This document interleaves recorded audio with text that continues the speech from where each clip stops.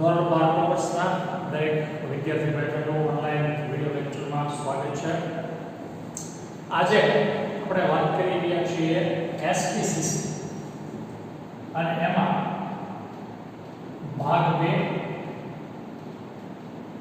અને પાઠ 5 જે છે કંપનીના સંચાલન।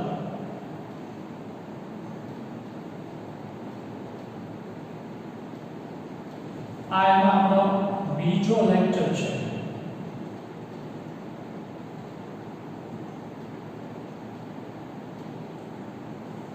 હવે આપણે આગળના લેક્ચરમાં બધી પ્રાસ્તાવિક વાત કરી રહ્યા છીએ કે કંપની છે અને સંચાલકોની શા માટે જરૂર પડે છે। તો સામાન્ય વસ્તુ આપણે છે સમજેલા હતા કે કંપની છે એના સાચા માલિકો છે એ કોણ છે, તો કે સાહેબ શેર હોલ્ડર। કોણ શેર હોલ્ડરો છે એ દેશના જુદા જુદા વિસ્તારોમાં વસેલા છે, પોતાના છે એ અન્ય કામ સાથે સંકળાયેલા છે, એટલે પોતે ક્યારેય એક જ જગ્યાએ છે એક સાથે ભેગા થઈ શકતા નથી।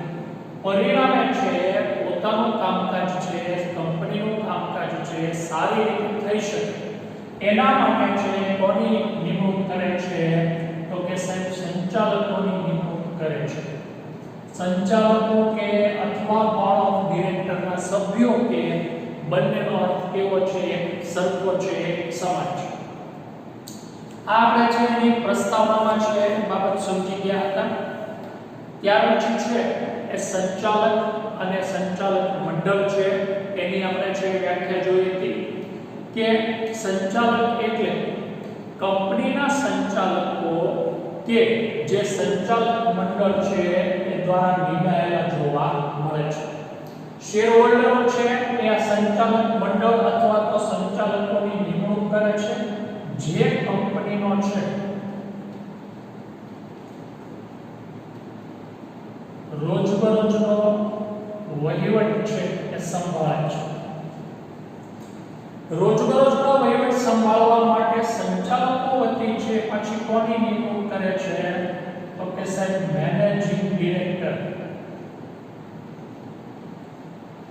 અને મેનેજિંગ ડિરેક્ટર છે એ એને મદદરૂપ કરવા માટે છે અથવા તો મદદરૂપ થવા માટે છે કોની નિમણૂક કરવામાં આવે છે, કંપની સેક્રેટરી।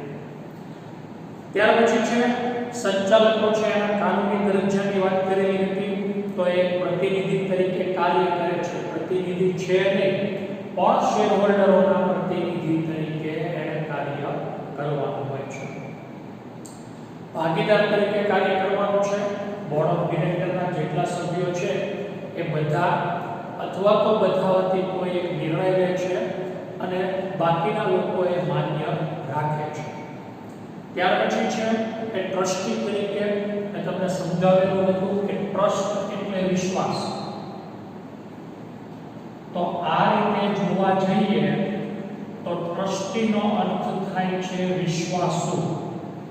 આપણને અત્યાર સુધી એવું જ હતું કે ભાઈ સ્કૂલના છે જે વ્યક્તિ મુખ્ય હોય એને ટ્રસ્ટી કહેવાય, એવું નથી। ટ્રસ્ટ એટલે વિશ્વાસ અને ટ્રસ્ટી એટલે વિશ્વાસુ। વિશ્વાસુ વ્યક્તિ તરીકેનું કાર્ય કોણે કરવાનું છે, સંચાલકે કરવાનું છે। ત્યાર પછી છે એક કર્મચારી તરીકે કાર્ય કરવાનું છે। રોજબરોજના નિયમિત કાર્યો છે એને કરવાના છે। કર્મચારી છે નહીં પણ કાર્ય એટલું એને કરવાનું રહેતું જોવા મળતું હોય છે। પાના નંબર છે એ 127 સંચાલકોની સંખ્યા અને ઓળખ ક્રમાંકથી છે પાછું આપણે આગળ ભણવાનું છે અને સમજવાનું છે।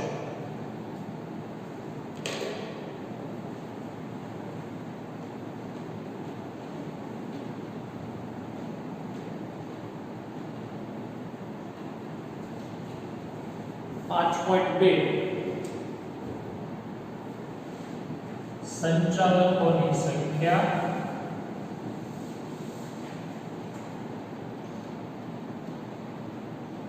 અને ઓળખ ક્રમાંક।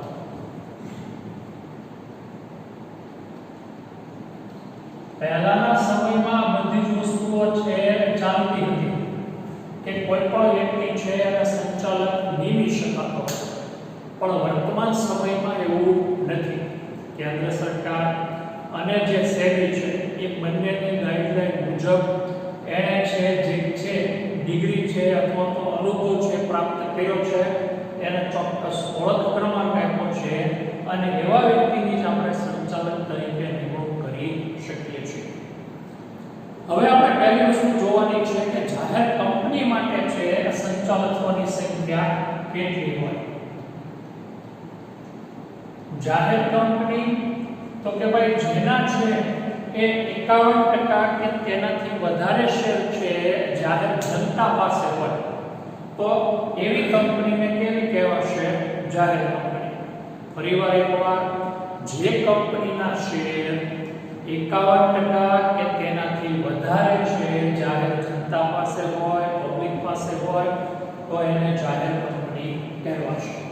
તો એમાં સંચાલકોની છે સંખ્યા કેટલી હોવી જોઈએ? તો એમાં જણાવ્યું છે આપણને કે ઓછામાં ઓછા છે 3 ડિરેક્ટર હોવા જોઈએ.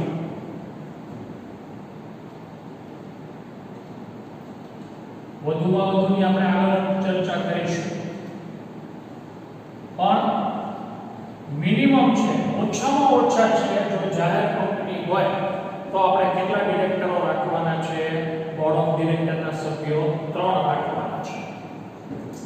જો આપણી કંપની ખાનગી કંપની હોય, કંપનીએ છે આઈપીઓ બહાર ન પાડ્યો હોય, કંપની માત્ર અને માત્ર શું કરતી હોય તો કે પોતાના છે જે નજીકના લોકો છે 200 જણાની મર્યાદા આપી છે, ઓછામાં ઓછા 2 અને વધુમાં વધુ 200, તો એ 200 ની અંદર જ જો છે આ કાર્ય થતું હોય તો એ કંપનીને ખાનગી કંપની કહેવાય છે.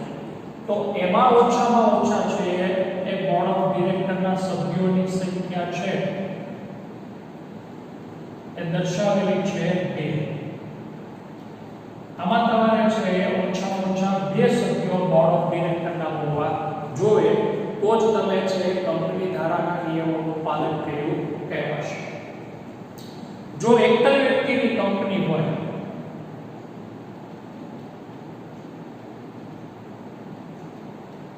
બે 2013 સુધી આવી કંપનીને મંજૂરી નહોતી, પણ અત્યારના સમયમાં છે એ આવી કંપનીને પણ મંજૂરી આપવામાં આવી છે. અને એકલ વ્યક્તિની કંપની છે એટલે ડાયરેક્ટર પણ ઓછામાં ઓછો કેટલો હોવો જોઈએ? 1 ડિરેક્ટર હોવો જોઈએ. તો આ જાહેર કંપની માટે છે ઓછામાં ઓછા 3 ડિરેક્ટર, જો ખાનગી કંપની છે તો ઓછામાં ઓછા 2 અને એકલ વ્યક્તિની કંપની છે તો ઓછામાં ઓછા 1 ડિરેક્ટર છે આપણે રાખવાના રહેતા હોય છે. જો આપણો જે પ્રશ્ન હતો કે સાહેબ વધુમાં વધુ કેટલા ડિરેક્ટર છે એ આપણે નિમી શકીએ છીએ, તો એને જણાવ્યું છે કે વધુમાં વધુ છે આપણે કેટલા ડિરેક્ટર્સ રાખી શકીએ છીએ? તો કે સાહેબ 15.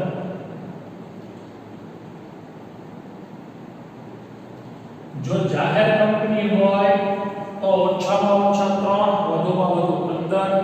જો ખાનગી કંપની હોય તો ઓછામાં ઓછા 2 અને વધુમાં વધુ 15.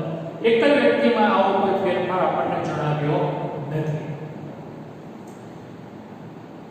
હવે માની લો કે આપણા પાછા છે આપની વિરુદ્ધમાં ઘણીવાર જવાબ આવે કે સાહેબ અમારે 15 નહીં, અમારે 15 કરતા વધારે ક્યારેક રાખવા હોય તો કે હા સાહેબ રાખી શકાય છે, પણ એના માટે છે ઠરાવ પસાર કરવો પડે છે, દરેકની સહમતિ લેવી પડે છે, મંજૂરી લેવી પડે છે અને ત્યારબાદ આપણે છે એ વધુમાં વધુ ડાયરેક્ટર્સ પણ 15 કરતા વધારે પણ ડાયરેક્ટર્સ છે એ આપણે નિમી શકીએ છીએ. હવે એકલ વ્યક્તિની કંપનીમાં છે કોણ ડિરેક્ટર્સ બની શકે છે? કારણ કે એમાં તો જે સ્થાપક છે, જે સંચાલક છે, બધું ગણો તમે તો એક જ વ્યક્તિ છે. તો આવા સંજોગોમાં છે ડિરેક્ટર્સ માટે છે એની ટર્મ્સ કન્ડિશન શું છે, એના નીતિ નિયમો શું છે? કોઈ પણ એક વ્યક્તિ જે ખાનગી અને જાહેર કંપનીમાં જુદા જુદા પ્રકારના ડિરેક્ટર સહિત એક સાથે વધુમાં વધુ છે એ 20 કંપનીમાં હોદ્દો ધારણ કરી શકે છે. પરંતુ એક વ્યક્તિને જાહેર કંપનીમાં વધુમાં વધુ છે એ 10 કંપનીમાં ડાયરેક્ટર્સ તરીકે આપણે છે એ નિમી શકાય છે. આપણો પાછો આઈએમપી પ્રશ્ન છે કે માની લો કે કોઈ એક જ વ્યક્તિ છે, બરોબર છે, રાહુલભાઈ છે, તો રાહુલભાઈ છે એ વધુમાં વધુ કેટલી કંપનીમાં ડિરેક્ટર્સનું કામ કરી શકે, સંચાલકનું કામ કરી શકે? તો કે સાહેબ 20 કંપનીમાં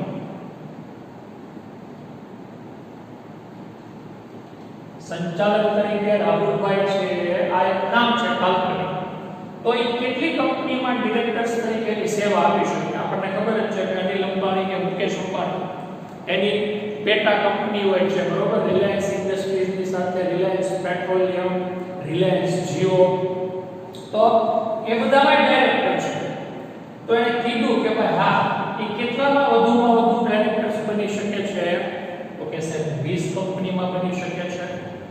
પણ જો એની કંપની છે જાહેર કંપની હોય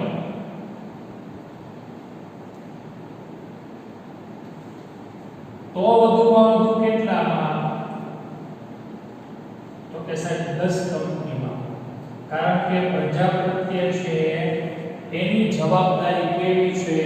વધારે, અને એટલા માટે વધુમાં વધુ છે 10 જ જગ્યાએ છે એ આ સેવા આપી શકે છે. આપણો આઈએમપી પ્રશ્ન છે. આગળ કે છે કંપની ધારામાં એવી પણ જોગવાઈ કરવામાં આવેલી છે કે કંપનીના શેરહોલ્ડરો ખાસ ઠરાવ દ્વારા આ સંખ્યા શું કરી શકે છે? ઘટાડી શકે છે. હવે એક વ્યક્તિ આપણે છે ડાયરેક્ટર તરીકે રાખ્યો હોય, બીજે 19 જગ્યાએ કામ કરે છે, એટલે આપણી કંપનીમાં પૂરતું ધ્યાન આપી શકતો નથી. તો આવા સંજોગોમાં આપણી કંપની એને એવું કહી શકે છે કે ભાઈ તમારે વધુમાં વધુ 5 જગ્યાએ કે 10 જગ્યાએ જવાનું રહેશે. તો આવી વસ્તુ છે સુધારા વધારા સાથે આવેદનપત્ર કે નિયમન પત્રમાં દર્શાવેલી હોય તો એના ઉપર આપણે અંકુશ રાખી શકીએ છીએ અથવા તો અંકુશ મૂકી શકીએ છીએ. જો ડિરેક્ટર ઉપરાંત છે એ કોઈ પણ વ્યક્તિ છે એ આ નિયમોનો ભંગ કરે છે તો તે છે એ દંડ અને શિક્ષાને શું બને છે? પાત્ર બનતા જોવા મળે છે. એટલે ફરજિયાત આ વસ્તુને ફોલો કરવી પડે છે, અનુસરવી પડે છે. તો આ આપણી છે એ સંચાલકોની સંખ્યા હતી. જાહેર કંપની હોય તો ઓછામાં ઓછા 3, વધુમાં વધુ 15. ખાનગી કંપની હોય તો ઓછામાં ઓછા 2, વધુમાં વધુ 15. એક જ વ્યક્તિમાં એક જ ડિરેક્ટર હોય છે, એમાં કોઈ ફેરફારો આપણને આપ્યા નથી. એક વ્યક્તિ કેટલામાં ડિરેક્ટર્સ તરીકેની સેવા આપી શકે? તો કે સાહેબ 20 કંપનીમાં છે એ આવી સેવા આપી શકે છે. પણ જો એ સેવા આપતો હોય, એ કંપનીઓ જાહેર કંપની હોય, તો એને વધુમાં વધુ કેટલી જગ્યાએ આપવાની છે? 10 જ કંપનીમાં આવી સેવા આપવાની છે. અને જો આ નિયમનો ભંગ કરે છે તો એને દંડ પણ થાય છે અને બીજી વસ્તુ એને છે શિક્ષા પણ છે થતી જોવા મળે છે. એટલે આ વસ્તુ છે એ કમ્પલસરી છે, ફરજિયાત છે એવું આપણે કહી શકીએ. આ વાત કરી આપણે એની સંખ્યાઓ. હવે પછીનો જે આપણે મુદ્દો જોવાનો છે એ છે એનો ઓળખ ક્રમાંક.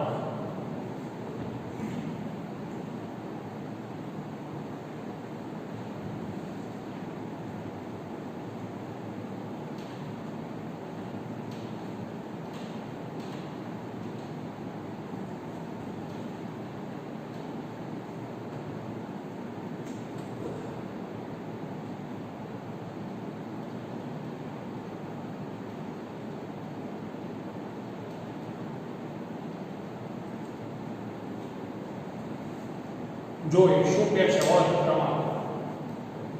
તો કે સાહેબ જે વ્યક્તિ કંપની છે એના ડિરેક્ટર બનવા ઈચ્છતી હોય તેને કેન્દ્ર સરકારને અથવા તો કેન્દ્ર સરકાર પાસેથી ઓળખ ક્રમાંક ફાળવી અને એની છે એ નોંધણી પોતાની કંપનીમાં કરાવવાની રહેશે. પહેલી વસ્તુ એને શું કરવાની છે? તો કે ભાઈ કેન્દ્ર સરકારને અરજી કરવાની છે.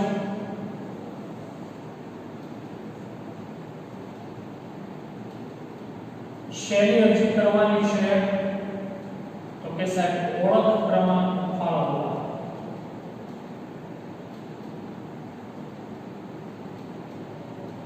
એનું જરૂરી ફોર્મ હોય, જરૂરી એક્ઝામ હોય તો એ પણ આપણે ફોલો કરવી પડશે, આપણે અનુસરવી પડશે. આગળ કહે છે અરજી મળ્યાની તારીખથી કેન્દ્ર સરકાર 1 માસમાં અરજદારને ડિરેક્ટર ક્રમાંક અથવા સંચાલક ઓળખ ક્રમાંક ફાળવે છે. કેટલા સમયમાં કીધું? 1 માસની અંદર કેન્દ્ર સરકાર દ્વારા ફાળવણી.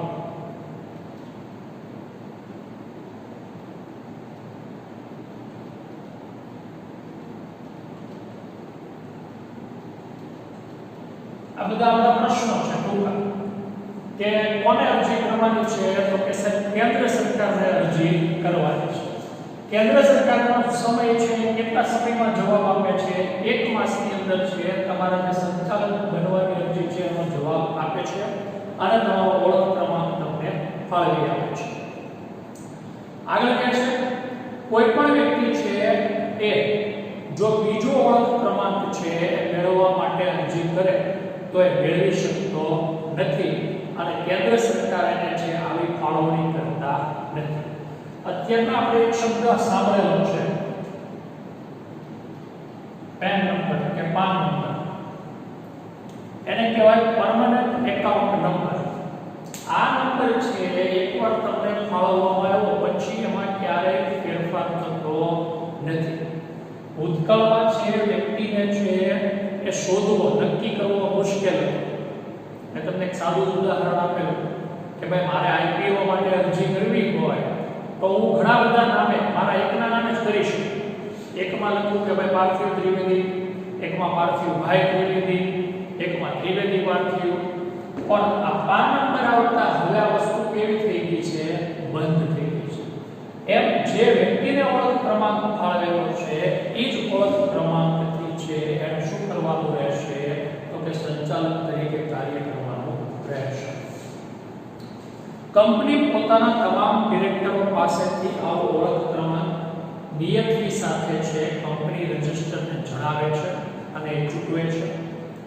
જો નિશ્ચિત સમયમાં જાણ ન કરે તો કંપનીના દરેક કસૂરવાર અધિકારી છે શું બને છે? દંડને પાત્ર બને છે. આ ઓળખ ક્રમાંકની જાણ છે કોને કરવાની છે? Company register. અને નથી કરતા તો આપણે છે ગુનાપાત્ર બનતા છે આમ જોવા મળે છે. તો વિદ્યાર્થી ભાઈઓ બહેનો આ એના સંચાલકોની સંખ્યા અને એનો ઓળખ ક્રમાંકનો મુદ્દો પૂરો થાય છે. ત્યાર પછીનો મુદ્દો છે એ છે નિમણૂક અને એના પ્રકાર.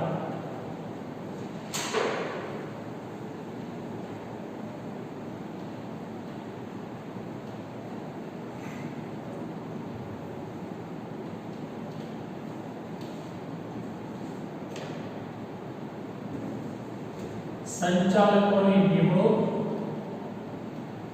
અને તેના પ્રકાર.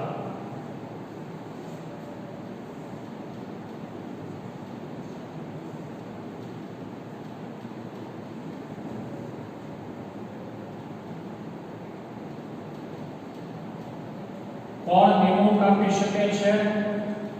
કઈ રીતે, કયા સંચાલકે કેટલો સમય આપવાનો છે અને કેવું કાર્ય કરવાનું છે એના વિશેની વાત છે એ આપણે આમાં કરવાની છે. સૌપ્રથમ આપણે મુદ્દો ભણીએ છીએ એ છે સંચાલકોની નિમણૂક. તો નિમણૂકમાં તમને પહેલા જણાવી દીધું કે આ નિમણૂક માટે આપણે અરજી કરવાની છે. અરજી કોને કરવાની છે? તો કે સાહેબ કેન્દ્ર સરકાર. કેન્દ્ર સરકાર તમને જે ઓળખ ક્રમાંક આપે છે એ તમારે અહીંયા જણાવવાનો છે. કંપની રજિસ્ટરને જણાવશે અને આને આધારે તમારી નોંધણી થતી હોય છે. તમારી એટલે સંચાલકો. કંપની ધારા અનુસાર કોઈ પણ કંપનીનું સંચાલન સંયુક્ત સ્વરૂપે સંચાલક મંડળ દ્વારા થાય છે. આપણે જોયું કે ઓછામાં ઓછા 3 અને વધુમાં વધુ 15 સભ્યો હોય છે. તો આ જે આખી કંપની ચાલે છે એ આ 3 થી લઈને 15 જણા છે એના સંયુક્ત પ્રયાસોથી ચાલે છે. કોઈ એક વ્યક્તિથી આ ચાલતી વસ્તુ હોય એવું કહી શકાય નહીં. બધાની જ મહેનત છે અને એનો જ ફાયદો આપણને મળી રહ્યો છે. દરેક કંપની સંચાલકોની નિમણૂક કરવી કેવી છે? ફરજિયાત છે. એમાં ઓપ્શન આપ્યા છે, તો વિકલ્પ આપ્યા છે કે તમે ઓછામાં ઓછા 3 રાખો કે વધુમાં વધુ 15 રાખો કે 15 થી વધારે રાખો કે 15 થી ઓછા રાખો, પણ તમારે નિમણૂક કરવી છે એ કેવી છે? કમ્પલસરી છે, ફરજિયાત છે. કંપનીમાં સંચાલક તરીકે ભાગીદારી પેઢી, ટ્રસ્ટ, કોઈ પણ વ્યક્તિઓનું મંડળ આવી છે નિમણૂક સંચાલક તરીકે કરી શકાય નહીં. આપણો 1 માર્ક વાળો પ્રશ્ન છે કે ભાગીદારી પેઢી હોય,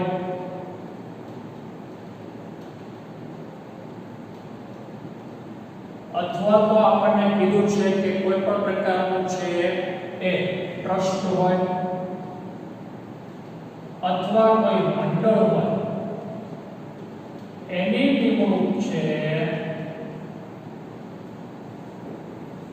સંચાલક તરીકે થઈ શકતી નથી.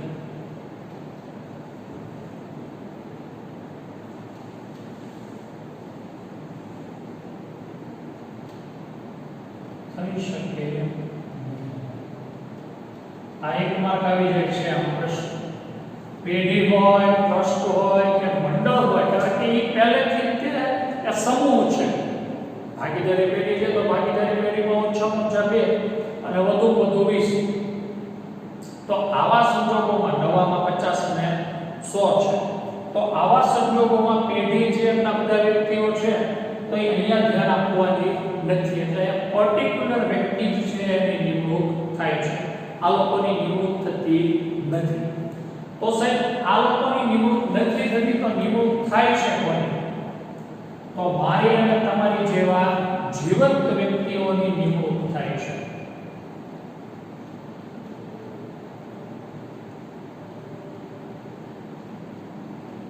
ખ્યાલ આવ્યો ભાઈ? મારી અને તમારી જેવા જે જીવંત વ્યક્તિઓ છે, બોલી ચાલી લખી વાંચી શકે છે એવા, એની નિમણૂક આપણે સંચાલક તરીકે કરતા હોઈએ છીએ. કંપની ધારા 2013 અનુસાર સંચાલકોની નિમણૂક અંગેની જોગવાઈઓ છે એ આપણને ચિત્રમાં આપેલી છે. આ 2 વસ્તુ આપણે ખાસ જોઈ લઈશું કે ટ્રસ્ટ, પેઢી અને મંડળ છે એની નિમણૂક સંચાલક તરીકે ન થઈ શકે અને જીવંત વ્યક્તિની છે એની નિમણૂક થઈ શકે છે.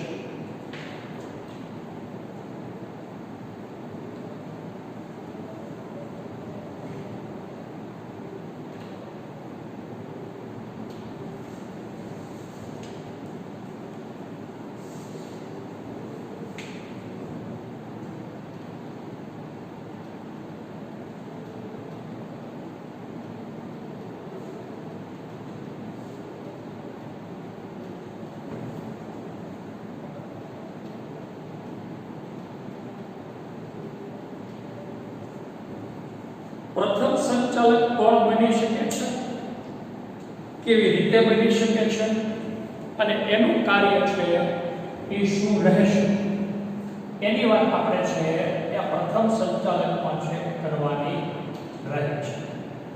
આપણે જોઈએ હવે જ્યારે પ્રથમ ડિરેક્ટરની નિમણૂક માટે કંપનીના નિયમન પત્રમાં જોગવાઈ કરેલી ન હોય તો, જો જોગવાઈ કરેલી છે તો પ્રશ્ન નથી, પણ જો છે નિયમન પત્રમાં જોગવાઈ નથી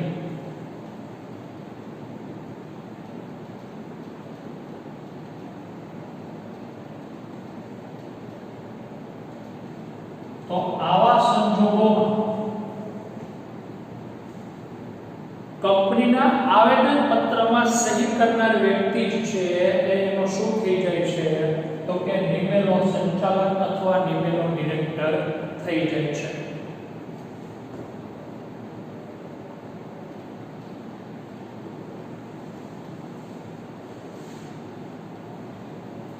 એમાં 3 કરી હોય તો 3 અને 5 વ્યક્તિએ કરી હોય તો 5 વ્યક્તિ.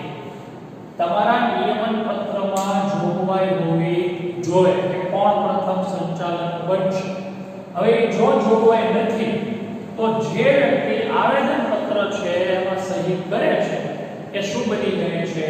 પ્રથમ ડિરેક્ટર, પ્રથમ સંચાલક છે બની જતા જોવા મળે છે. આગળ કહે છે એમાં એકલ વ્યક્તિની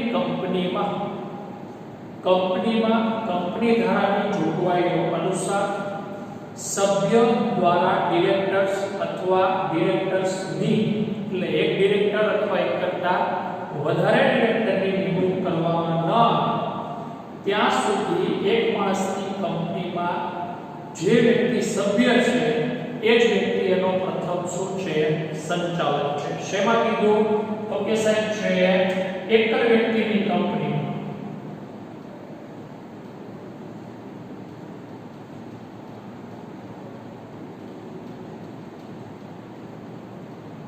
જ્યાં સુધી નિમણૂક નથી થતી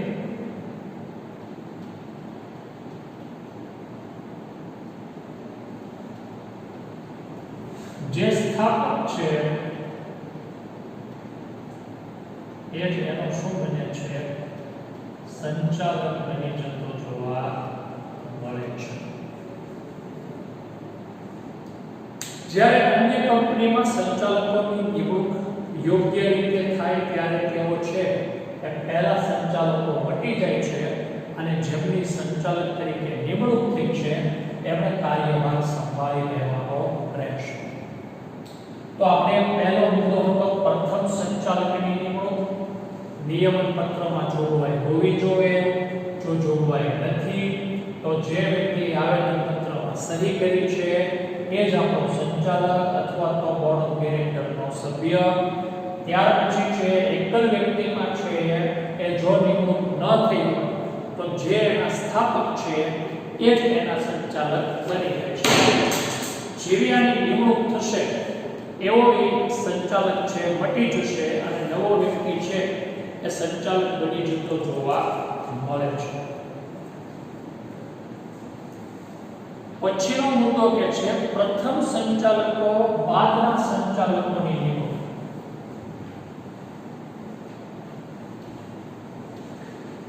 પ્રથમ સંચાલકો બાદના સંચાલકોની નિમણૂક.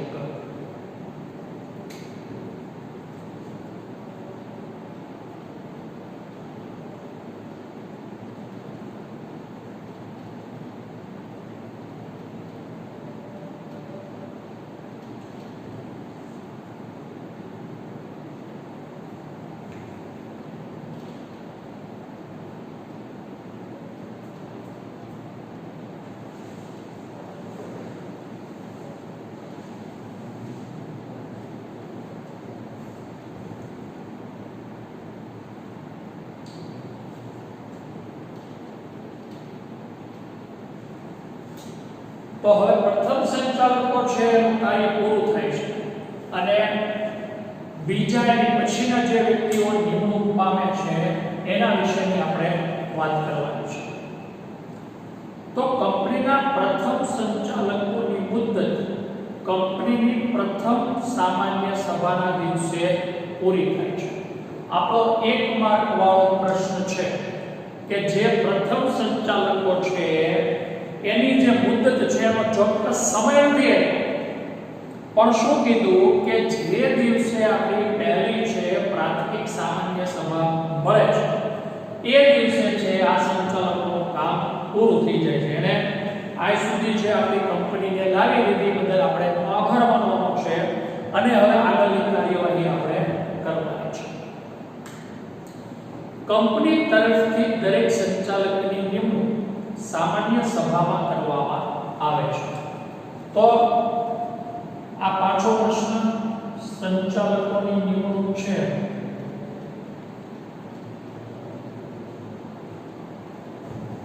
એ સામાન્ય સભામાં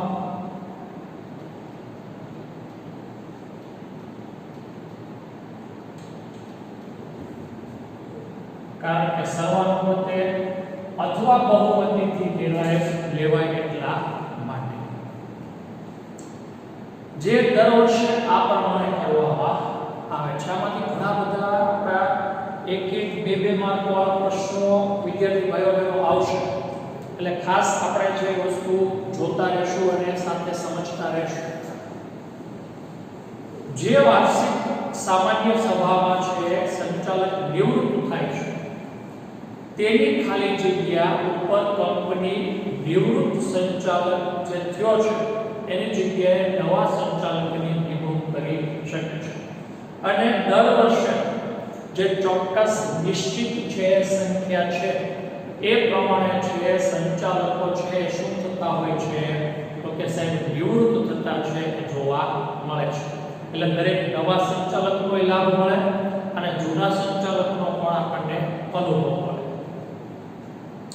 સામાન્ય સભામાં અથવા અન્ય રીતે કંપનીના ડિરેક્ટર છે તરીકે નિમણૂક માટે સૂચિત કરવામાં આવેલ વ્યક્તિ પોતાને સંચાલક ઓળખ ક્રમાંક આપે છે એટલે રજૂ કરે છે અને એના આધારે વ્યક્તિ ડિરેક્ટર બનવા માટે લાયક છે કે ગેરલાયક છે એ નિશ્ચિત થઈ શકે છે. કારણ કે ઓળખ ક્રમાંક છે એ આપ્યો હોય તો એનો અર્થ એવો કે વ્યક્તિ લાયક છે, તો જ કેન્દ્ર સરકારે આપણને છે એને સંચાલક બનાવવાની મંજૂરી આપી હોય છે. જો એવું નહીં થયું હોય તો એ વ્યક્તિ લાયક ગણાતો નથી. ડિરેક્ટર તરીકેની નિમણૂક છે વ્યક્તિ 30 દિવસમાં છે એ હોદ્દો ધારણ કરે છે અને સંમત છે એવી લેખિત સંમતિ આપવી પડે છે. આ બીજો પ્રશ્ન.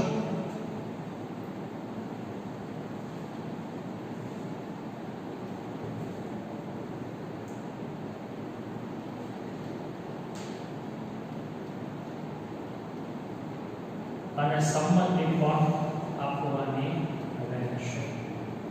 ત્યારે એક સંચાલકોની સામાન્ય સભામાં એની નિમણૂક અને 30 દિવસની અંદર એને છે લાયકાત અનુસાર છે આ હોદ્દો મેળવી અને લેખિત સંમતિ આપી દેવાની છે.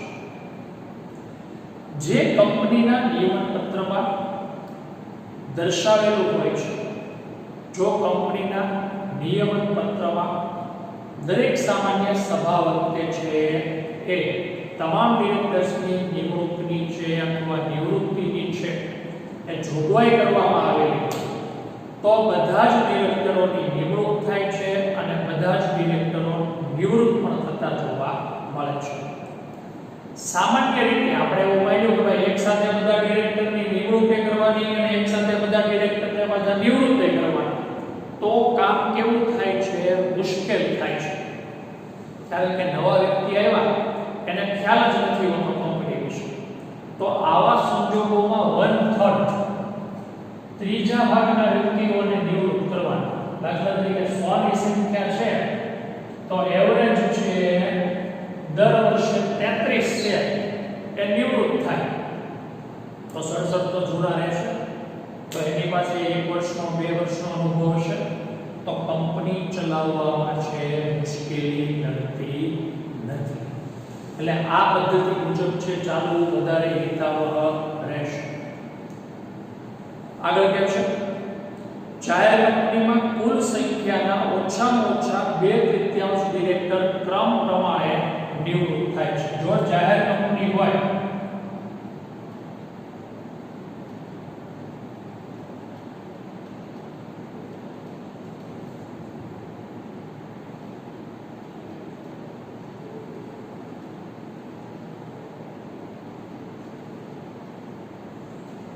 એટલે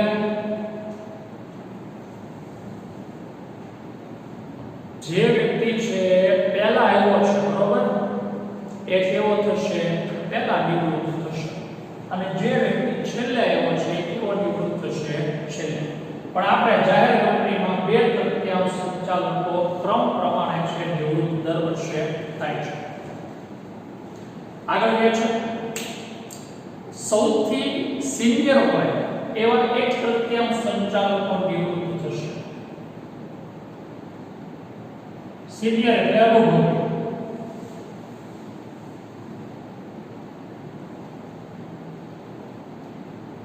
રેગ્યુલર જે નિવૃત્ત થાય છે એ 2/3 અને જે સિનિયર હોય એ કેવા છે 1/3 નિવૃત્ત થશે. 3 વર્ષના ગાળામાં ક્રમ પ્રમાણે નિવૃત્ત થતા 2/3 ભાગના બધા જ સંચાલકો છે એ બદલાઈ જાય છે.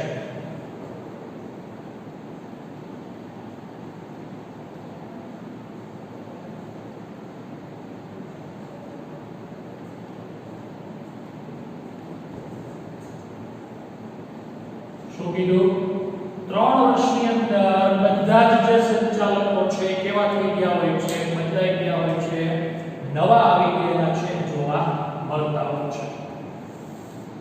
આગળ કહે છે નિવૃત્ત થયેલા ડિરેક્ટર્સની ખાલી જગ્યા ઉપર કંપનીના નિવૃત્ત થયેલા ડિરેક્ટરને છે એ ફરીવાર નિમી શકીએ છે, એટલે કે નિવૃત્ત થઈ શકે છે. ખ્યાલ આવ્યો ભાઈ? આ બધી જ એની પ્રાથમિક બાબતો આપણે જોઈ લીધી કે સંચાલકોની નિમણૂક કેમાં કરવાની રહેશે? સામાન્ય સભામાં 30 દિવસની અંદર એને હોદ્દો મેળવી લેવાનો રહેશે અને સંમતિ આપી દેવાની રહેશે. 2/3 સંચાલકો દર વર્ષે ક્રમ પ્રમાણે નિવૃત્ત થશે અને એમાંથી 1/3 સંચાલકો કેવા હશે? સિનિયર હશે. અને છેલ્લે 3 વર્ષની અંદર બધા જ સંચાલકો છે પાછા બદલાઈ જતા જોવા મળે છે. અને આ રીતે જોવા જઈએ તો પાછા જૂના ડિરેક્ટરો છે ફરી વખત આપણે નિમણૂક આપી શકીએ છીએ. હવે સંચાલકોના આપણને છે 7 પ્રકારો કીધા છે. એમાં ટેક્સ્ટ બુકમાં એક નાનકડી એવી આપણને છે ભૂલ આપેલી છે. આગળના પેજ ઉપર આપણને 7 કીધા છે અને પાછળ એક આપણને વધારાના ડિરેક્ટર આપેલા છે જે સ્ત્રી ડિરેક્ટર. એટલે આપણે એની નોંધ છે એ સાથે કરી લેશું. આગળ છે 7મા ક્રમ પછી એક વધારાનો ક્રમ ઉમેરી દઈશું 8મો ક્રમ અને ત્યાં આગળ લખી રાખીશું સ્ત્રી ડિરેક્ટર.